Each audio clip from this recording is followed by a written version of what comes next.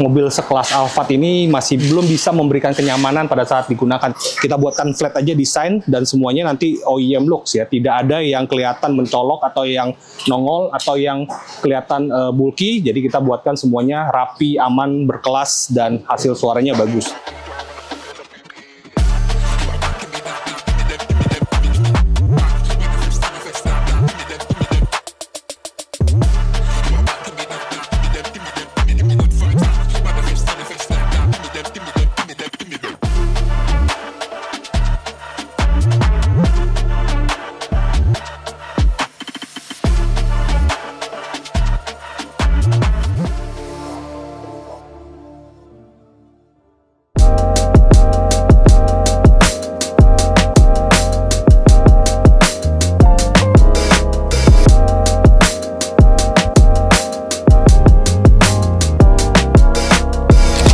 Welcome back to channel Katens Audio Jakarta. Kali ini kita akan membahas sistem audio mobil Toyota Alphard. Tapi sebelumnya kita mulai untuk unboxing produk-produknya. Bagi yang belum subscribe channel YouTube kami, jadi jangan lupa di-subscribe dulu ya. Jadi untuk channel kami ini akan menampilkan banyak banget video-video produk terbaru, unboxing, event mobil, ada talk show juga dengan para pelaku di industri dunia musik ya, dan audio mobil juga.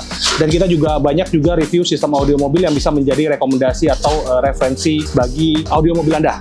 Nah, sekarang kita akan mulai untuk unboxing produk apa yang akan kita gunakan di mobil Toyota Alphard ini ya. Jadi sistem audio mobil yang akan kita gunakan ini adalah 10.1 ya, dimana kita akan menggunakan speaker dari vokal yaitu yang IS165KE ya. Ini merupakan seri terbaru. Jadi yang seri terbaru ini sudah datang dengan carbon Kevlar dan ini desainnya baru ya untuk penampilan yang terbaru dari vokal ini, dan bisa menjadi solusi sistem audio mobil yang OEM look. Jadi ini Twitternya didesain untuk pemasangan OEM look. Kenapa? Karena ringnya bisa dicabut seperti ini dan kita bisa letakkan di kedudukan asli atau kedudukan OEM. Nah, speaker kita akan gunakan 2 set depan belakang biar sama. Kenapa biar sama? Jadi biar tonal colorasinya atau suaranya itu bisa mirip antara depan dan belakang. Depan kita gunakan vokal, tengah juga kita gunakan vokal, dan biasanya untuk mobil-mobil Alphard ini fokusnya pada seat yang tengah ya, tengah ke belakang karena biasanya menggunakan driver. Tapi juga tidak bisa menutup kemungkinan kita bisa duduk di depan dengan hasil suara yang jauh lebih enak juga. Nah, untuk surroundnya kita gunakan AP Dual MP. Kenapa kita menggunakan surround di bagian belakang baris ketiga? Karena untuk mengisi kekosongan suara vokal di bagian baris ketiga ya. Jadi kalau misalnya ada penumpang di baris ketiga, tetap bisa mendapatkan hasil suara yang maksimal. Nah, untuk head unit tidak kita ganti, tapi kita tambahkan satu buah DSP. Ini dari Alpine ya, PXR 600, ini 8 channel ya. DSP ada amplifiernya, 8 channel outputnya dengan internal power ya. Dan ini sudah bisa streaming Bluetooth juga ya. Udah ada modul Bluetoothnya, bisa Anda dapatkan. Nah, ini 8x25 watt. Jadi kalau misalnya untuk DSP ampli simple, Anda bisa menggunakan ini, tapi disarankan menggunakan amplifier tambahan seperti ini ya. Kita gunakan amplifier Crescendo yang seri berapa ini? Ini 3A4 ya. Aduh, siapa mana ya? Enggak deh. Jadi ini, oh ya 3A4 ya Crescendonya, dan satu buah Jabco monoblock yang seri berapa nih? ST1000 ya. Ini monoblock untuk ke drive subwoofer. Jadi subwoofer kita gunakan yang Hertz MP250 ya. Ini slim series, nanti kita akan tanamkan di bagian belakang. Karena untuk Toyota Alphard ini ada ruang yang tidak terpakai di bagian belakang ya. Dan ban serep itu masih tetap bisa berfungsi dengan baik. Kita buatkan flat aja desain dan semuanya nanti OEM looks ya. Tidak ada yang kelihatan mencolok atau yang nongol atau yang kelihatan bulky. Jadi kita buatkan semuanya rapi, aman, berkelas dan hasil suaranya bagus.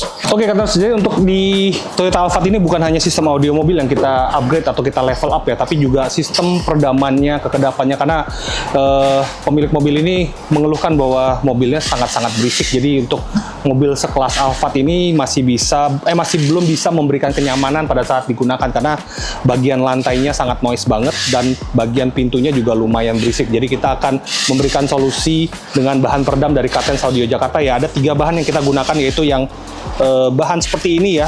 Jadi sering disebut juga aspal atau butir rubber ya, karena memiliki lapisan aluminium di bagian depan ya, dan ada lapisan butir rubbernya di bagian belakang. Kenapa menggunakan butir rubber lagi? Karena ini lebih aman dibandingin menggunakan yang model aspal dipanaskan pada waktu dulu ya. Sekarang udah sangat jarang digunakan. Nah, bahan kedua yang akan kita gunakan adalah untuk lantai, itu nanti akan gunakan yang bahan polyfoam seperti ini yang ada pori-porinya ya. Ini kita gunakan sebagai bahan peredam untuk mengurangi suara berisik yang masuk ke dalam, dan ini sebagai lapis kedua. Jadi kenapa kita tidak menggunakan ini? Karena enteng ya, dan ini fungsinya berbeda dengan fungsi peredam ini. Kalau Anda menggunakan satu lapis bagian hanya menggunakan bahan yang tipis begini, Anda tidak akan bisa mengurangi secara maksimal getarannya, karena yang bisa mengurangi getaran ya hanya bahan yang berbahan butir rubber atau aluminium ini, dan dia tidak berfungsi untuk mengurangi semua frekuensi suara. Jadi hanya beberapa frekuensi yang bisa dikurangkan dari bahan butir rubber ya, dan ini terutama untuk bagian suara frekuensi atas ya. Nah, untuk digabungkan ini dengan menggunakan black layer ini, Anda bisa mendapatkan keseluruhan suara yang bisa memberikan kenyamanan di mobil Anda. Jadi kenapa kita menggunakan kombinasi? Karena kita ingin mendapatkan keseluruhan frekuensi, mulai dari frekuensi rendah sampai frekuensi atas, bisa mengurangi mengurangi tingkat keberisikannya dalam mobil ya. Nah, untuk bagian pintu kita akan tambahkan model bahan seperti ini yang sering kita sebut misalnya busa telur atau memory foam, karena ini juga berfungsi bagus untuk menyerap suara yang masuk ke dalam, karena ini biasanya kita pasang menghadap keluar ya. Jadi jangan kita pasang menghadap ke dalam atau kita pasang di plafon, karena nanti bagian kabinnya jadi yang lebih kedap, jadi suaranya agak hening, jadinya agak aneh suaranya. Yang kita harus kurangi adalah suara yang masuk ke dalam, jadi pemasangannya selalu menghadap ke bagian luar ya. Dan ini nanti menjadi bahan lapis kedua untuk bagian pintu, dan ini lapis kedua untuk bagian lantai. Jadi kombinasinya adalah 1, 2, dan 1 dan 3 ya.